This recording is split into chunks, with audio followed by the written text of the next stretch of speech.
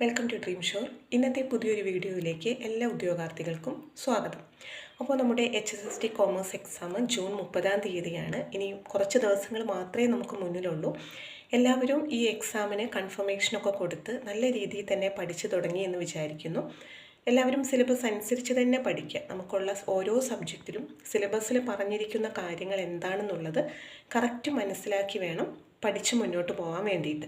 അപ്പോൾ നമുക്ക് ഇന്നത്തെ ക്ലാസ്സിലേക്ക് പോവാം. നമ്മളിപ്പോൾ ചെയ്തുകൊണ്ടിരിക്കുന്നത് HSST കോമേഴ്സ് എക്സാമിൻ്റെ ഇൻ്റർനാഷണൽ ബിസിനസ് എന്ന സബ്ജക്റ്റിൽ വരുന്ന കാര്യങ്ങളാണ്. അപ്പോൾ ഈ ഒരു മൊഡ്യൂളിൽ നമുക്കിനി കുറച്ച് കാര്യങ്ങൾ കൂടി കംപ്ലീറ്റ് ചെയ്യാനുണ്ട്. ആ കാര്യങ്ങളാണ് ഇന്നത്തെ ക്ലാസ്സിൽ നമ്മൾ പറയാൻ വേണ്ടിയിട്ട് പോകുന്നത്. അപ്പോൾ എല്ലാവർക്കും ഒരിക്കൽ കൂടി സ്വാഗതം. നിങ്ങൾ ആദ്യമായിട്ട് ഈ ചാനൽ കാണുന്ന ആളാണെങ്കിൽ ചാനൽ സബ്സ്ക്രൈബ് ചെയ്യാൻ മറക്കരുത്. അതുപോലെ തന്നെ HSST കോമേഴ്സ് എക്സാമിന് വേണ്ടി പ്രിപ്പയർ ചെയ്യുന്ന നിങ്ങളുടെ ഫ്രണ്ട്സിന് ചാനലിൻ്റെ ലിങ്ക് ഒന്ന് ഷെയർ ചെയ്ത് കൊടുക്കുക. ഇന്ന് നമ്മൾ നോക്കുന്നത് റീജിയണൽ ഇക്കണോമിക് ഇൻ്റഗ്രേഷനെ കുറിച്ചാണ്. What do you mean by regional economic integration? This is the most basic form of economic integration or economic cooperation.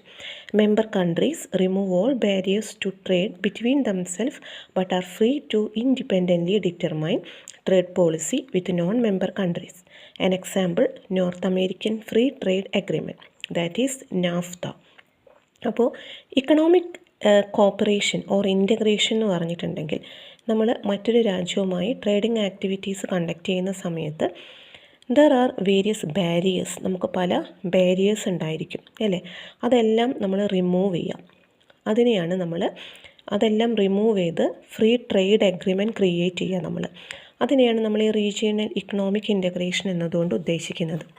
അപ്പോൾ അത് പഠിക്കുന്ന സമയത്ത് നമുക്കിതിൽ വരുന്ന കുറച്ച് കാര്യങ്ങളാണ് free trade area, custom union, common market and economic union. ഇത് വളരെ ഇമ്പോർട്ടൻ്റ് ആണ്. അപ്പോൾ നമുക്ക് ആദ്യം ഫ്രീ ട്രേഡ് ഏരിയ നോക്കാം. This is the most basic form of economic cooperation. Member countries remove all barriers to trade between themselves but are free to independently determine trade policies with non-member nations. അപ്പോൾ naphtha ഇതിന് എക്സാമ്പിളാണ്. Free trade conduct ചെയ്യാൻ, നമുക്ക് trade conduct ചെയ്യുന്ന സമയത്തുള്ള എല്ലാ ബാരിയേഴ്സും remove ചെയ്യുക. അപ്പോൾ നമുക്ക് ട്രേഡ് ഫ്രീ ആയിട്ട് കണ്ടക്ട് ചെയ്യാൻ പറ്റും. Then custom union. This type provides for economic cooperation as a free trade zone. Barriers to trade are removed between member countries. The primary difference between free trade area is that members agree to trade with non-member countries in similar manner. And the Gulf Cooperation is an example. അപ്പോൾ ഇവിടെ custom union എന്ന് പറഞ്ഞിട്ടുണ്ടെങ്കിൽ അപ്പോൾ നമുക്ക് എന്താണ് ഒരു custom union എന്ന് പറഞ്ഞിട്ട് നമ്മൾ ക്രിയേറ്റ് ചെയ്യും. അപ്പോൾ ഈ കസ്റ്റം യൂണിയനിൽ വരുന്ന കൺട്രീസിലേക്ക് നമ്മൾ ട്രേഡിംഗ് ആക്ടിവിറ്റി കണ്ടക്ട് ചെയ്യുന്ന സമയത്ത് അവിടെ വരുന്ന എല്ലാ ടാക്സ് അതെല്ലാം സെയിം ആയിരിക്കും. അപ്പോൾ ഇവിടെ എന്ന് പറയുമ്പം economic corporation or free trade zone create ചെയ്തിട്ട് ആ സോണിൽ വരുന്ന എല്ലാ ട്രേഡിംഗ് ആക്ടിവിറ്റീസിനും ഒരേ രീതിയിലുള്ള റേറ്റും കാര്യങ്ങളായിരിക്കും നമ്മൾ ചാർജ് ചെയ്യുന്നത്. Then common market. This type of regional economic integration allows for creation of economically integrated market between member countries. Trade barriers are removed without any restriction on the movement of labor and capital between member countries. Common market. അപ്പോൾ like custom union there is common trade policy. Members തമ്മിൽ ഒരു common trade പോളിസിയാണ് non member നേഷൻസുമായിട്ട് ഇവർ create ചെയ്യുന്നത്. അപ്പോൾ ഇതിൻ്റെ advantage എന്താണെന്ന് വെച്ചാൽ no longer need a visa or work permit to work to another member country of common market. ഇപ്പോൾ ഈ കോമൺ മാർക്കറ്റിൽ വരുന്ന വേറൊരു മെമ്പർ കൺട്രീസായിട്ട് വർക്ക് ചെയ്യുന്ന സമയത്ത് there is no need of visa or work permit. Then economic union. This type of economic integration is created when countries enter into an economic agreement to remove barriers of trade and adopt common economic policies.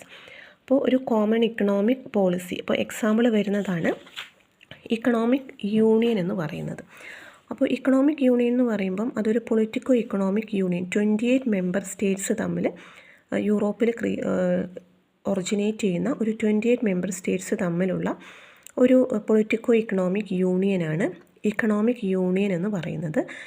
It is created by Maastricht treaty which came into force on November 1, 1993. This treaty was designed to enhance European political and economic integration by creating a single currency. അതായത് യൂറോയിൽ നമുക്ക് single കറൻസിയിൽ political and economic integration create ചെയ്യാൻ വേണ്ടിയിട്ടാണ് നമ്മൾ ഈ economic union form ചെയ്തിട്ടുള്ളത്. അപ്പോൾ ഇതിൻ്റെ ഒബ്ജക്റ്റീവ്സ് എന്ന് പറഞ്ഞിട്ടുണ്ടെങ്കിൽ establishment of a common market, അതുപോലെ തന്നെ promotion of peace and wellbeing of union citizens തമ്മിലൊരു പീസ് വെൽബീയിങ് ക്രിയേറ്റ് ചെയ്യാൻ വേണ്ടി. It aims for area of freedom, security and justice. പിന്നെ അതുപോലെ sustainable development, balanced economic growth, അതുപോലെ സോഷ്യൽ ജസ്റ്റിസ് ഒക്കെ create ചെയ്യാൻ വേണ്ടിയിട്ട്. പിന്നെ സോഷ്യൽ മാർക്കറ്റ് ഇക്കോണമി ക്രിയേറ്റ് ചെയ്യാൻ വേണ്ടിയിട്ട്.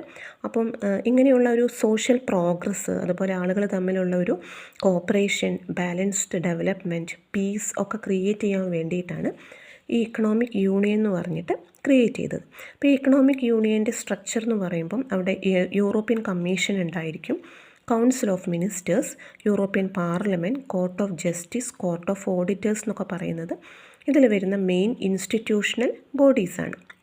അപ്പോൾ ഈ യൂറോപ്യൻ കമ്മീഷൻ ഉണ്ട്. യൂറോപ്യൻ കമ്മീഷൻ്റെ പവേഴ്സ് എന്ന് പറയുമ്പോൾ അത് എന്തൊക്കെ കാര്യങ്ങളാണ് ചെയ്യുന്നത്? ഇത് അഡ്മിനിസ്റ്റേഴ്സ് യൂറോപ്യൻ യൂണിയൻ ബഡ്ജറ്റ്, അത് അഡ്മിനിസ്റ്റർ ചെയ്യും. അതുപോലെ തന്നെ ട്രേഡ് നെഗോസിയേഷൻ കണ്ടക്ട് ചെയ്യും, ലെജിസ്ലേഷൻസ് ഇംപ്ലിമെൻ്റ് ചെയ്യും. അങ്ങനെയുള്ള കാര്യങ്ങളെല്ലാം യൂറോപ്യൻ കമ്മീഷൻ്റെ ഫങ്ഷനാണ്. പിന്നെ അതുപോലെ തന്നെ ഇവിടെ കൗൺസിൽ ഓഫ് മിനിസ്റ്റേഴ്സ് ഉണ്ട്, യൂറോപ്യൻ പാർലമെൻറ്റ് ഉണ്ട്, കോർട്ട് ഓഫ് ജസ്റ്റിസ് ഒക്കെ യൂറോപ്യൻ യൂണിയനിൽ വരുന്നതാണ്. ഈ കോർട്ട് ഓഫ് ജസ്റ്റിസ് ആണ് മെമ്പർ സ്റ്റേറ്റ്സിൻ്റെ പവറെല്ലാം ഈ കോർട്ട് ഓഫ് ജസ്റ്റിസിൻ്റെ കേസിലായിരിക്കും ഉണ്ടായിരിക്കുന്നത്. അപ്പോൾ ഇതെല്ലാം നമ്മൾ യൂറോപ്യൻ യൂണിയൻ പഠിക്കുന്ന സമയത്ത് വരുന്ന കാര്യങ്ങളാണ്. പിന്നെ വരുന്നതാണ് north American free trade agreement, naphtha.